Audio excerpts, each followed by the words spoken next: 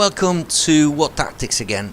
I'm on the HMC 49, which is becoming one of my favorite tanks actually, because I want to show, well, it's a good battle anyway to see, but I want to show how sometimes a blue player, a dangerous player on an OP tank, one of those tanks that Wargaming has released, which are very controversial because they are deemed to be overpowered, can still be stopped with a bit of luck. So what happens in this game? We're on Fisherman's Bay and team is laying out beautifully on the map. Look at that, it's perfect. A few heavy tanks to the city, a few light tanks there in the middle. You know, anti-scout and spotting as well a little bit. The scout is a little bit too behind, but still doing his job. And a few tanks there with the T-29 that's perhaps a little bit too further back, but still should be effective. And the artillery at the back. So look at this. Layout for the team is good. And I try to deal some of my confetti to the enemy, and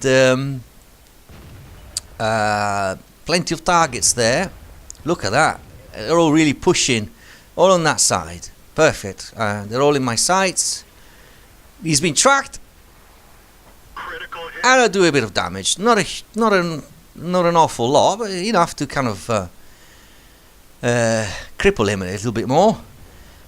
When they go underneath this ridge, you can see it's a bit difficult for Artie to actually get them. I really should have gone for the tank destroyer, which was slightly above. I'm sorry I missed that one out. I only realised that as I watched the replay. I really should have gone for that Dickermax that was further up. It was a good target, and this is dangerous because I could actually hit my friend. There is the Dickermax. Should have been my target. I missed it. My mistake. Never mind. Move on. But my team is doing okay actually, because you know, the push on this side is being dealt with relatively effectively, and also I'm hoping to contribute to that, and I'm not really doing much at the moment.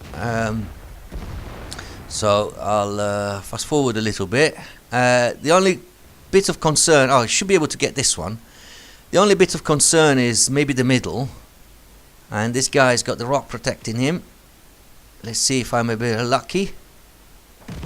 Yes, that's good. Actually, that's a good kill. That's definitely a good kill. It's tier 7 tank destroyer. Excellent, very useful.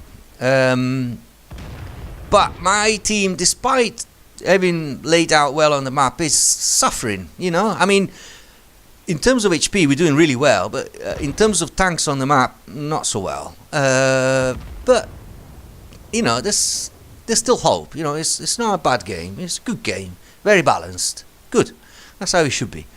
I then realised that I'm actually not able to hit my enemies because I am a little bit too further back. I need to get a bit closer. So, and this seems to pay off. And then, oh, this will be a difficult target. Very difficult because they just keep moving, these guys. So they're, really, it's just it's like trying to win the lottery with these guys. So anyway, they're all lined up. So maybe I should give it a try and see what happens. I might just hit one of the turrets. No, bad. Anyway, it's fine. And you know, my team is handling the situation, or at least it seems that way. We have lost a few of our top tier tanks, and I just realized now that we actually had a tier 3 on my team. I mean, tier 3 against tier 7, come on. I mean, listen to this, guys. When you go on a platoon, the easiest thing to do to avoid fail platoons like this one is just use a tank from the same tier, and possibly of the same class, so that if you go on a light tank, the other guy should also go on a light tank, because you're likely to see 3 tiers above you. Otherwise, you know, do 2 medium tanks or 2 artilleries or 2 heavy tanks, whatever. Right, back to the battle. Situation here, it's it's not so. Look at that. There's an E-25 which has already got 2 kills. Now that is the dangerous. That is the danger. This guy is blue, or at least I think he's blue, if I remember correctly. But especially his tank is extremely dangerous. Very fast, excellent camo, amazing gun. Look at that. They do what they want essentially on this tank. 3 kills and difficult to hit. That was close. But I did get him a little bit.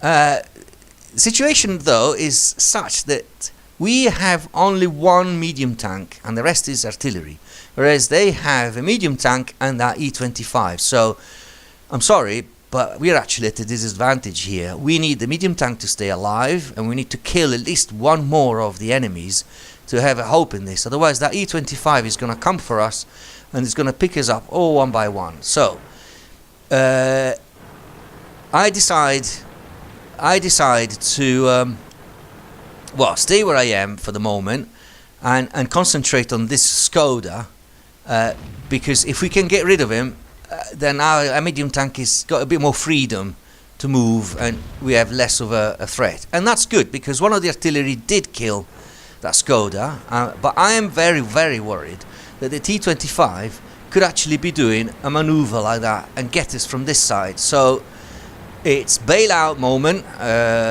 escape, and I think the M44 is doing the same. We're all abandoning that position, way too dangerous, and we're going to regroup all together, all the 3 artilleries. That's probably the best thing to do in this case. Yes, we could be an easy target for the enemy artillery, but at least there's 3 of us, and the E-25 can't hit all 3 of us at the same time. So maybe one of us will die, but the others might be able to return fire.